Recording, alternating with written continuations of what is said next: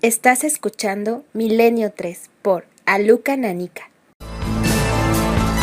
Por cierto que hay muchas novedades, esto de los blogs como que florece, bueno, blogs o espacios, ¿no? Dentro de otros espacios, por ejemplo en nuestra web damos paso a un blog que se ha hecho mítico y mucha gente sigue con si es verdad o no es verdad, creo que es verdad, y con miles de visitas, el blog tuyo, Carmen, el de la nave de la moda, que está ahí y podéis acceder a él a través de ikerjiménez.com.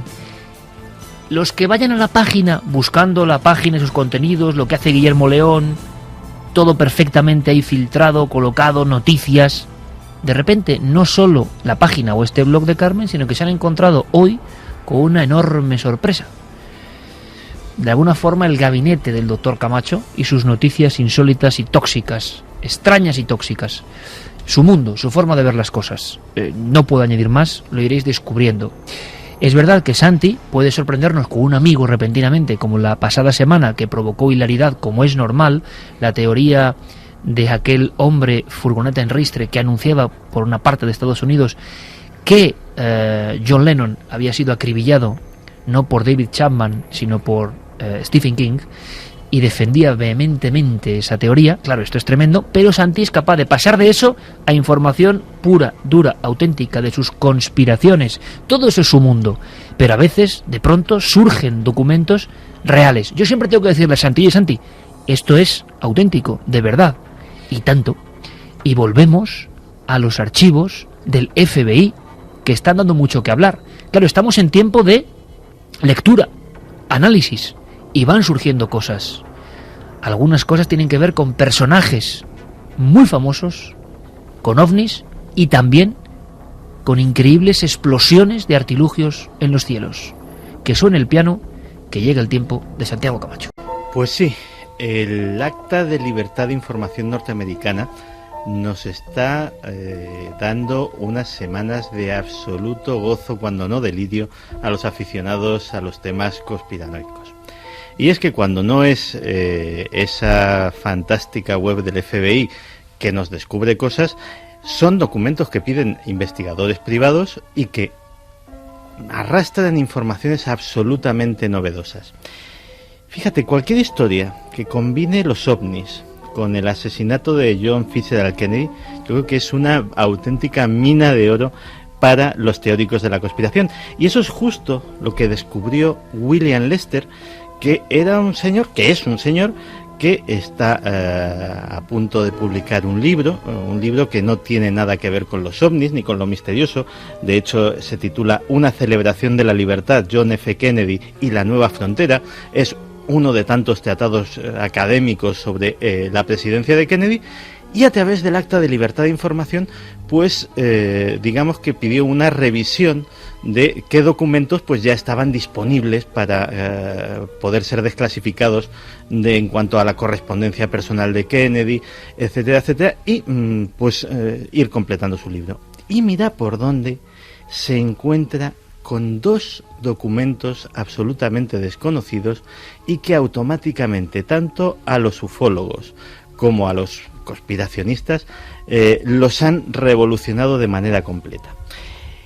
Imagínate una nota de alto secreto escrita el 12 de noviembre de 1963 en la que el presidente Kennedy ordenaba al director de la CIA la entrega de todos los expedientes relativos a los ovnis y tener una ronda de conversaciones con él y con otros directivos de la agencia sobre el tema en el siguiente mes de febrero. Esto es, Santi, permíteme, para que todo el público lo entienda, poquísimos días antes de su muerte. 10 días antes, exactamente.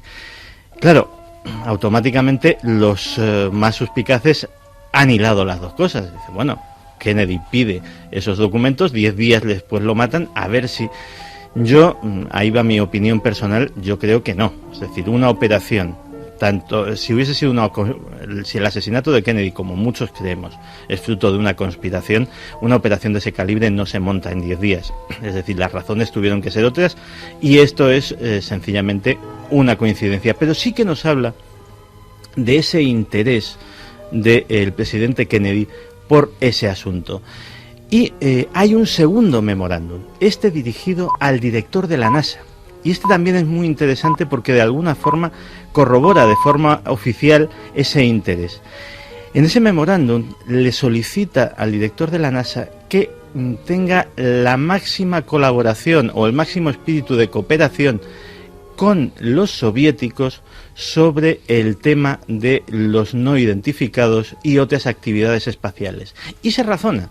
Dice, bueno, vamos a ver, ellos y nosotros estamos viendo cosas, lo cual confirma el hecho, estamos viendo y detectando en nuestros radares cosas desconocidas, cosas que en un momento dado podrían ser interpretadas como una invasión del espacio aéreo, como un ataque. Vamos a ver, no sea que tengamos un incidente grave por error y si nosotros detectamos algo, pedimos información, si ellos lo detectan, nos la piden a nosotros, no sea que efectivamente tengamos un disgusto pues porque aparezca media docena de objetos que no son ni suyos ni nuestros y ello despierte la alarma.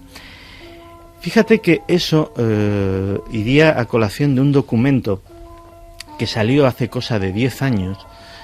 Hace cosa de 10 años salieron dos documentos. Uno de ellos una presunta versión del discurso que iba a dar Kennedy en Dallas y que decía el documento apócrifo que básicamente iba a versar precisamente sobre, o lo iba a mencionar profusamente, el tema de los ovnis y su intención de dar a conocer toda la información que tenía el gobierno al respecto. Ese presunto discurso siempre ha sido muy discutido y a día de hoy, con toda la seriedad del mundo, solo se le puede dar la categoría de apócrifo. Pero hay otro documento que los expertos en el tema lo llaman el documento quemado. El documento quemado es un documento que aparece en 1990, concretamente de manos de Timothy Cooper, que es un ufólogo norteamericano, que dice que lo recibe de una fuente anónima de la CIA. Se llama el documento quemado porque está quemado, es decir, está chamuscado. El documento, según la versión de este informante anónimo de la CIA, fue rescatado literalmente de una hoguera donde personal de la agencia estaba quemando información que no querían que ni siquiera que pasase a los archivos, es decir, que desapareciese para siempre. Este hombre sacó esta hojita y se la pasó a Timothy Cooper. El contenido de la hojita venía a decir lo siguiente. Venía a decir que Lancer era el nombre en clave que tenía para la CIA Kennedy, había solicitado información sobre nuestras actividades y eso no se podía consentir de ninguna manera. Ese, digamos, es el párrafo más relevante al respecto. Y luego había una serie de veladas alusiones que sí que hacían referencia a que esto podía tener que ver con los ovnis. El documento quemado, a pesar de ser muy controvertido, sí que ha pasado toda una serie, digamos, de pruebas periciales en cuanto a papel, tipografía, tintas, etcétera, etcétera, y las ha pasado todas con éxito. Curiosamente encaja con esta nueva información y bueno, es un capítulo más dentro de lo que sería el asunto Kennedy y los ovnis. Pero hay más, ¿no? Hay una historia de una explosión de un objeto volante no identificado. Claro, luego nos vamos a esta bóveda, maravillosa bóveda informática que nos ha abierto el FBI. Hay que hablar de Capilla Sistina ya, de información, por lo menos. Es una Capilla Sistina de la información absolutamente virtual, pero no por ello menos jugosa, y en la cual nos hemos encontrado otro documento que desconocíamos. Un memorándum firmado el 4 de abril de 1949, en lo cual un agente del FBI informa a sus superiores de que varios policías y oficiales de las Fuerzas Armadas habían sido testigos de una extraña explosión en el estado de Utah. Cuando desarrollamos el tema, resulta que esta explosión es la explosión de un enorme objeto cilíndrico que atraviesa el cielo cerca de la localidad de Logan, en un paraje que tiene el peculiar nombre de Cañón de la Sardina, y que prácticamente buena parte de los vecinos de la localidad, la policía local, el departamento del sheriff de Logan y algunos oficiales de la Fuerza Aérea que estaban estacionados allí pueden contemplar. Incluso se habla de que se podía intentar incluso triangular el lugar sobre el que tuvo lugar la explosión para ver si hay algún tipo de restos. Este memorándum está archivado en la zona de platillos voladores de esta bóveda ya no secreta del FBI, y es uno de los documentos pues posiblemente menos conocidos, o que aportan un conocimiento de un caso que no conocíamos con respecto a esos misteriosos años 40 en los que empezó el fenómeno ovni como los conocemos ahora. O sea, Santiago, otro UFO crash, otro supuesto platillo volante o objeto que explosiona y del que no teníamos idea hasta este documento. Además, no, en este caso no estamos hablando, digamos, de un platillo volante que explosiona, sino de esos enormes cilindros que algunos han denominado naves nodrizas, aparatos de el centenar o varios centenares de metros largos, que atraviesan lentamente y, según están los testigos estupefactos, pues mirándolo, revienta en una explosión de considerables dimensiones. Bueno, pues la CIA sigue arrojando información que es muy interesante, que está siendo analizada y, por supuesto, Santiago siempre dará buena cuenta de ello. Es raro un detalle, Santi. Antes de hablar de un tema ahora que da bastante miedo, hay unas imágenes tremendas de una niña encadenada. Vamos a viajar a Perú. Que claro que Perú sale muy comentado en el programa, pero es que yo no sé por qué. Perú es como un vergel de noticias de este tipo. De misterios, sí. Y de misterios, en este caso misterio muy dramático. Pero hay una cosa, bueno, luego lo comentaré mejor, porque ahora nos metemos en camisa de 11 varas, de lo demoníaco, lo extraño. Pero ha pasado algo. En el mismo instante en que Guillermo ha volcado la sección de Santi con sus noticias, ha pasado algo. Una extraña vigilancia. Luego, Santi, a ver si me cuentas algo. Ahora vamos con temas que ponen la carne de gallina, cadenas, Perú y una niña.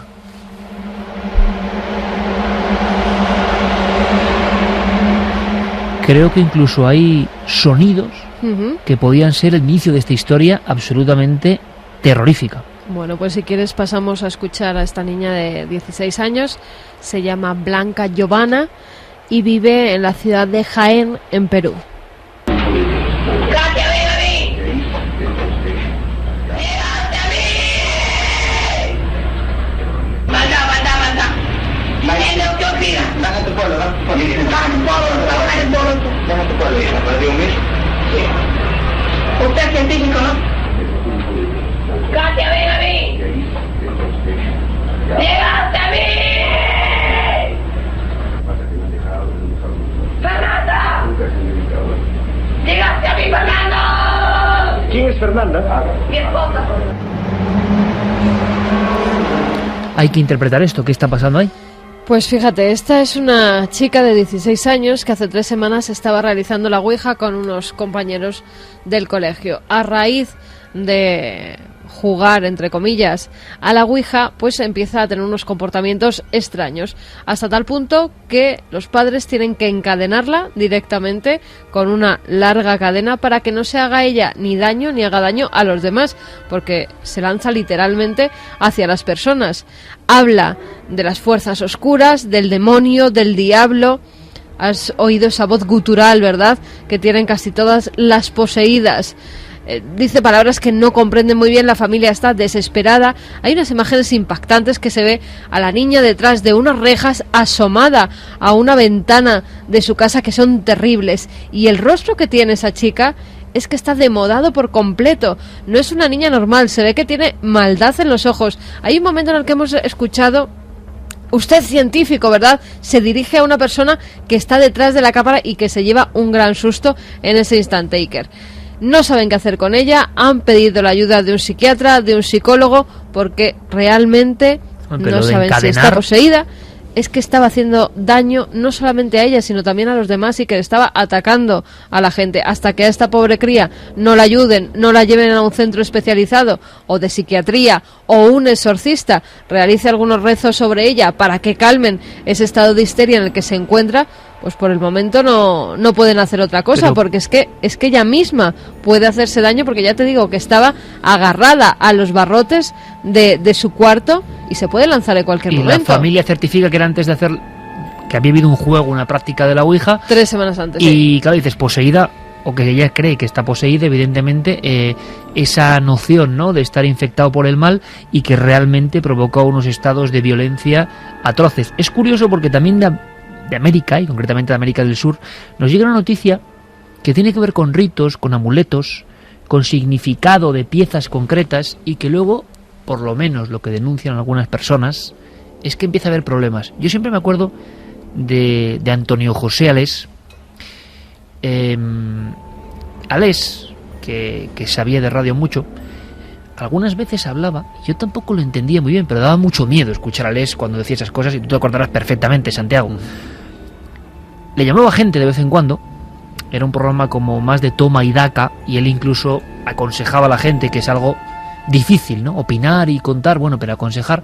Pero Alés lo hacía, se metía en ese barrizal y a veces salía pues con bastante elegancia de él, pero recuerdo más de una llamada, y 2 y 3, ya en los años 80, que alguien decía que en su cuarto, por ejemplo, estaban empezando a pasar cosas extrañas. Un oyente cualquiera, escuchando la radio, años 80, 85, 86, recuerdo las llamadas de algunas personas que hablaban de una figura repentinamente junto a la cama o junto a la puerta, señalando un punto. Se convirtió casi en un clásico en Madrid a final de los 80, por lo menos las llamadas contando, aterrorizadas las personas, que había como alguien señalando un punto. Bueno, Alés de inmediato hacía una pregunta que a mí me extrañaba, y es: ¿hay algún objeto de algún difunto que usted guarde en su domicilio, en su cuarto? Claro, muchas personas pues tenían el reloj del abuelo, la joya de la madre ya muerta, la cadena de... que es lo lógico, que imagino que en todas las casas de España y del mundo habrá cosas de nuestros antepasados. Bueno, pues Alés siempre incidía, yo no sé de dónde viene esto, en que no había que tener ninguna cosa que hubiese pertenecido incluso a nuestras generaciones, porque se generaban estos fenómenos. Fíjate, hasta que me preguntabas si me acuerdo. Te voy a comentar una... Tú también lo pasaste mal aquella noche. No, o sea, no solo me acuerdo personalmente, sino que te voy a hacer una pequeña confesión personal. Yo, como todo el mundo, tengo objetos, concretamente sobre todo de mi abuelo, que era un hombre al que quería muchísimo. Pero me acuerdo de aquellas historias de Alés. Están en el trastero, varios pisos por debajo de mi casa. Desde aquella emisión. Era grande Alés, para generar esto, desde luego. Bueno, pues yo creo que no pueden ser malos si son de familiares y de eso y siempre nos acompañan. Claro, pero No estamos hablando de lo que decía Alés, ¿no? Y de su particular liturgia. Yo también era muy niño cuando... Claro. Sí, pero hay gente que le puede dar miedo, claro, y empieza claro. a guardar las cosas en los Bueno, desvanes. Estamos hablando Estamos de... todos rodeados de claro. objetos que han pertenecido a nuestros antepasados y no Hombre, por eso vemos visiones a los lados de la cama. Y de arte incluso, ¿no? Que pertenece a personas que ya no Mira, están. yo llevo un amuleto de hace 3000 años. Pero es curioso porque Alés lo decía como... Estamos hablando siempre de lo que decía Alés. Como con mucha vehemencia defendía eso, y hasta el final de sus emisiones radiofónicas defendía eso, a saber, ¿no? ¿Por qué Antonio José Alés tenía esa conciencia? ¿Le habría pasado algo a él? Pues no lo sé, pero lo cierto es que en América hay muchos ritos de mantener ya no amuletos, collares, anillos, sino cosas un poco más tenebrosas. Huesos. Claro, y ahora hay gente que se está quejando de que pasan cosas. En Ecuador, al parecer hay una tradición, pues de que si te vas por un camposanto y encuentras huesos, esos huesos han ido en tu busca y entonces como que te los tienes que llevar a casa para que te protejan, para que protejan el hogar, para que protejan a la familia. No solo eso, hay mucha gente que incluso cuando sus familiares ya ha pasado un tiempo, pues desentierran al familiar y se llevan pequeños huesecitos para tenerlos en altares en sus casas. A raíz de eso, ¿qué está pasando? Pues que mucha gente dice que cuando ha entrado esa pequeña reliquia, ese pequeño huesecito en la vivienda, han empezado a ocurrir cosas. Fenómenos paranormales, puertas que se abren y se cierran, una especie de sombras que recorren los pasillos, las habitaciones, familiares que empiezan a sentirse mal cuando llegan a esa casa y no saben por qué, y no saben incluso que ese hueso está dentro de esa vivienda. El caso Iker es que y que han descubierto quizá a posteriori que estaba el hueso después de ciertos fenómenos. Efectivamente, muchos de ellos lo que han decidido es coger esos huesos y volver a la tierra, volver a enterrarlos, darles, en este caso, un entierro justo, digámoslo así, rezando unas oraciones para que esos espíritus, pues al parecer se calmen. Pero recordemos también que desde la Edad Media, pues las reliquias de santos han estado por todas las iglesias y por muchas casas, por muchas viviendas. Era muy normal tener esos relicarios en los que había pequeños huesecitos de santos, ¿verdad? Pero ¿y qué ha pasado? Que en Tendríamos Ecuador, que ver. en diferentes ciudades, ha habido personas que han denunciado lo mismo. Sí, que han denunciado lo mismo, que a raíz de tener esos restos de familiares, huesos sobre todo, en sus viviendas, que lo cogían como un amuleto para proteger a las familias, para proteger las casas, incluso lo tenían a la entrada de las puertas, en pequeños altares en las habitaciones, con estampitas. Era como algo en lo que tú crees y rezas, y a raíz de eso pues han empezado a pasar cosas extrañas. No sabían por qué, hasta que, bueno, cuando han enterrado los huesos, pues todo ha vuelto a la calma. Esto desde luego nos da una idea de en un futuro, Santi, hacer un programa casi igual como Alex, ¿no? Porque igual hay mucha gente que ha tenido fenómenos y que cree que hay esa relación, bien para desmitificar o bien para no. Pero me ha gustado mucho eso de cómo afecta la radio, ¿eh? La radio es capaz de modificar nuestras vidas, así que, como bien decíamos, que no haya ningún miedo, porque yo creo que convivimos con objetos que son de difuntos desde siempre, ¿no? Ahora, mira que era pillo aquí, en el buen sentido, del amigo Alex, que dijo, voy a hacer una noche de miedo y va a salir la gente, pero por peteneras, vamos. Y el ejemplo está aquí. A mí me impresionó mucho también, ¿eh? Había una historia de un reloj, de estos relojes que se abren, y con una foto del abuelo o algo así, y que la persona que lo tenía le había pasado como estos de Ecuador, exactamente. Mira, te voy a enseñar una cosa ahora mismo en el ordenador que también te va a impresionar. Ha sido un descubrimiento muy reciente, de hace unas horas. Una araña gigante. Una araña gigantesca. Una araña que además tiene 165 millones de años, que han encontrado en un fósil. Es una araña dorada de seda, o néfila, así se llama. Lo han encontrado en Mongolia, Iker, y solamente las patas miden 15 centímetros. Wow. O sea, cuando ves la imagen, eso te lo encuentras en casa y sales de tu casa corriendo. Yo, por lo menos. La tarántula Goliat es la más grande que conocemos en la actualidad. Y esta es como 3 veces más grande que la tarántula Goliat. Bueno, pues ahí está. La arqueología poniendo terror y poniendo muchas fobias, yo creo que al límite. Vamos a saber qué pasó tal día como hoy. Vámonos con las efemérides. Una noche como esta. Incluso en Milenio 3 es la sección La correspondencia del tiempo pasado que hace siempre nuestro compañero Carlos Largo. 24 de abril de 1964, el policía Loni Zamora informa del avistamiento de un extraño objeto en Nuevo México. Desde entonces, el suceso sería conocido como el caso Socorro. Entonces él se da cuenta que en la panza de este objeto hay un signo en rojo que es una especie de V invertida con una serie de líneas paralelas, 3 líneas paralelas en concreto. No se sabe si justo debajo de ella o por en medio. Se dijo que se había manipulado cómo era ese signo que encontraron en la panza del ovni. ¿Para qué? Para que las investigaciones pudieran llevarse a cabo en completo secreto. 24 de abril de 1967, el cosmonauta Komarov fallece tras múltiples problemas en la Soyuz 1. Su cuerpo acabó totalmente carbonizado.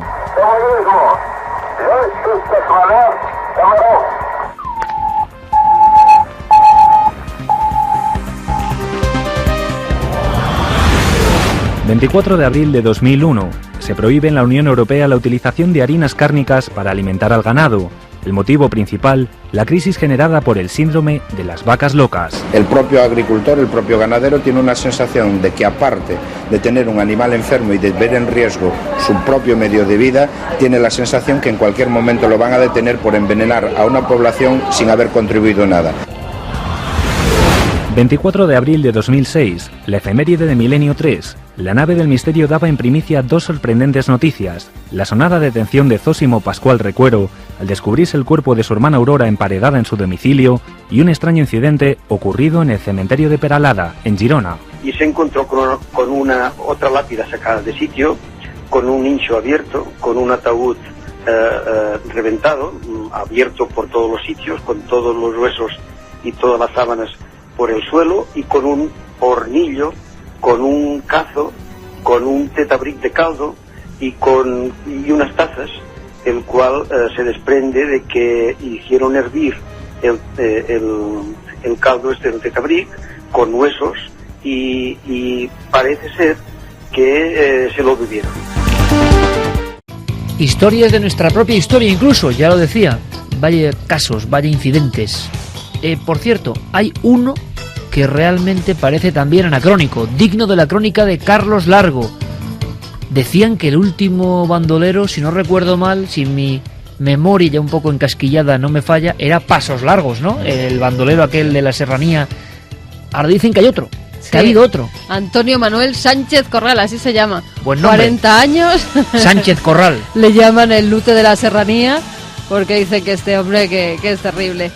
Vivía oculto, además, fíjate la zona que está muy de moda por el Corazón, el Bosque, Ubrique, bueno, pues por toda esa zona, Bueno, ¿no? entonces ya empiezo a entenderlo. Si vivía por la zona de Jesulines, Ubrique. Jesulinas, La Coles, bueno, Sí. y en medio este tipo. Este tipo Bueno. que al parecer tenía 2 tiendas de campaña, tenía 8 perros alrededor de esas tiendas de campaña, a los cuales tenía entrenados por si se acercaba alguien que atacaran. Pero no solo eso. Tenía medio secuestrada a una niña de 14 años que decía que era su mujer. Y además se dedicaba a plantar marihuana, Angelito. que fumaba y que además pues vendía, hacía trapicheos con la marihuana que plantaba. Las tiendas de campaña las iban moviendo para que no le pillaran, a veces se escondía en cuevas y también senderista o pastor que veía lo atracaba. Madre mía. y Cuando este no es- iban por ahí senderistas, pues se bajaba, por ejemplo, la gasolina del bosque y también la atacaba. Pero vamos a ver, aquello, como decía Fernández Girbal, ¿no? Historia de los bandoleros españoles o de los bandidos españoles. Había como una mítica, ¿no? Ahora ves esto de las tiendas de campaña, la marihuana y no sé qué, y no sé. Se desmenuza, se cae. El bandolero porrero. Es la cultura del low cost que ha llegado al bandolerismo. Esto ya no es lo que era. Absolutamente Bueno, deprimente. pues no, en serio, le han pillado porque tiene varios delitos, ya hizo otras cosas por las que estuvo condenado en Oviedo, al parecer estaba prófugo de la justicia y al final le han pillado casi con las manos en la masa. ¿Qué dirían Tragabuches, el Pernales y todos los míticos, ¿no? Se echarían las manos a la cabeza. Terminamos con los últimos mensajes, pero antes esa anomalía que decíamos antes. La sección de Santi Camacho, y de pronto me dice Guillermo, según la he colgado, las extrañas y tóxicas noticias del doctor Camacho, que va a dar que hablar. Bueno, pues resulta que casi todas las visitas de inicio, pero de inmediato. A ver si adivináis de dónde venían. De Estados Unidos. ¿Qué pasa, Santi? Pues no lo sé, debe ser Que siguen los pasos, porque no es normal que al minuto 1 de volcarse una cosa que teníamos más o menos en secreto, esa especie de panel donde va a estar la actualidad vista por la visión particular, las gafas 3D de la conspiración de Santi, de repente, y como no sé cuántas visitas, y algunas seguro no lo hemos comprobado, pero de centros oficiales de Estados Unidos, al minuto 1. Bueno, te voy a contar una anécdota que no sé si te he contado alguna vez, pero mis primeros escarceos en internet fueron cuando creamos la página web acasico.com, de la cual pues yo fui el primer director. Y como tal, pues me llegaban siempre, pues con cierta periodicidad, pues los mismos informes que tendría Guillermo León de tráfico, etcétera, etcétera. Había una dirección IP en Virginia, precisamente, donde, curiosamente, no digo que tenga relación, pero está la sede de la CIA, que todas las semanas se descargaba íntegro el contenido de la página web, incluido lo que ya se había descargado la semana anterior, es decir, y además no era de un señor que la visitaba, sino que por los espacios de tiempo de la descarga se veía que era un robot, que era algo automático.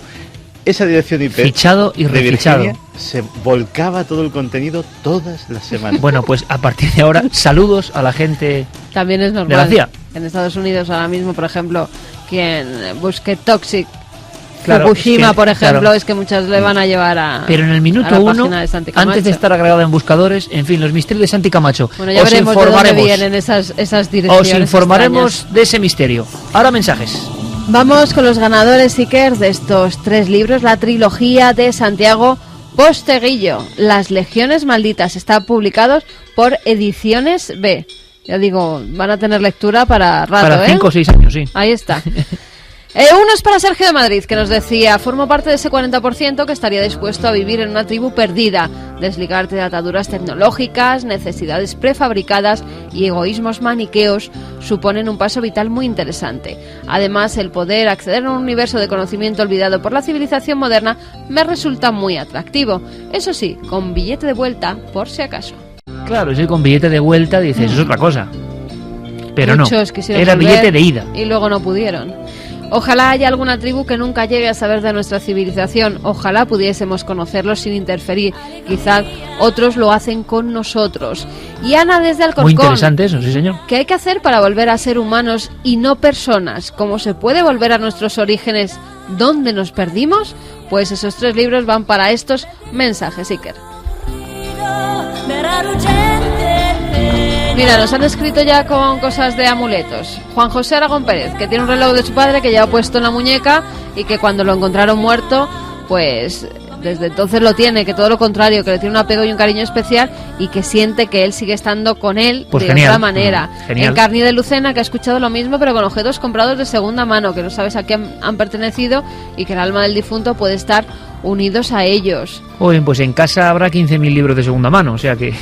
Bueno, pues tenemos a todos los investigadores del misterio pululando por nuestras bibliotecas. No está mal, no está mal. No está mal, no. Nos decía Antonio de Granada también que conoce una familia de testigos de Jehová que ante una mala racha en la que el negocio les iba mal, la madre estuvo muy enferma, mientras estaba en el hospital el hijo menor incendió la vivienda y estuvo a punto de quemarse. Atribuyeron tal maleficio a una imitación de la Torre de Pisa, un edificio religioso de la religión pagana según ellos. La tiraron y enseguida el seguro les pagó la reforma de la vivienda, el negocio remontó, la madre mejoró su salud. O sea, que otro objeto que daba mala suerte. Que sí, en principio daba mala suerte y cuando se deshicieron de él, pues bueno, empezó es a ir que todo bien. Hay cosas que impregnan mucho la mentalidad, eso de objetos que dan buena suerte y mala, es de lo que más funciona porque todos tenemos una tendencia, esta cosa nos da buena suerte y esta mala. Y luego el objeto de mala suerte es un chivo, nunca mejor dicho, un chivo expiatorio. Tú identificas en tu casa, esto es lo que me ha traído esta racha, haces el ritual de desprenderte de ello y de alguna manera es como las hogueras de San Juan, y estás iniciando la voluntad de iniciar una etapa nueva y algo defecto o como hace. el mal de ojo, que si crees en él, pues hay gente que puede tener mal de ojo. Si no crees en él, no te afecta. Bueno, pues aquí hemos estado pues para dar oxígeno, para viajar por los mundos, para conocer historias de nuestra historia. Este equipo que en directo, como siempre, ha intentado que vuestra imaginación vuele. No hay viaje más fantástico que el que propone mentalmente con los sentimientos la radio. Con Carlos Largo, Fermín Agustín, Noel Calero y todo este equipo. Santi, compañero, mañana nos vemos en Cuarto Milenio. Sí, señor.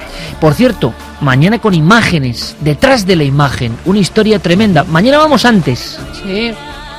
Ya podéis estar ahí ayudándonos porque cuando vamos antes es mucho riesgo. 12:15, además es que vuelve mucha gente de viaje, las vacaciones, siempre son fechas complicadas. Y es curioso... 12:15 de la noche... ¿Por qué? Porque ibas a decir que antes va... Y no estaba preparado. No. El asunto, hemos hablado de las tribus, pero es que antes en 4 hay un programa sobre aquellos perdidos en la tribu y demás, pero que vuelven a la ciudad. Es decir, los nativos de esas culturas es muy divertido, vienen a vivir en nuestro mundo. Yo ya he visto algunas Es imágenes, curioso lo que hemos hablado. Muy divertido. Claro, es curioso que hemos estado hablando de esa conexión de mundos, ¿no? Os esperamos mañana sobre las 12:15 para que este viaje semanal que hacemos con la radio y la televisión prosiga con un único sentido, que en estos tiempos tan apretados, tan angustiados para muchos, haya un poco de alegría y de esperanza, de imaginación y de búsqueda. Y que la alegría para toda la gente que lo está pasando mal. Muchos, y me ha extrañado, me han escrito esta noche y son diferentes teléfonos abandonados por sus parejas en el mismo día. Mucho ánimos para ellos, seguro, sí, además es raro, pues mucho ánimo para ellos que lo están pasando bastante mal. Alegría, que escuchen esta canción, que se la pongan por la mañana, seguro mucha que les fuerza. ayuda. Y la próxima semana tenemos una cita como siempre en la SER, en Milenio 3. Ahora todas las noticias, sed muy felices.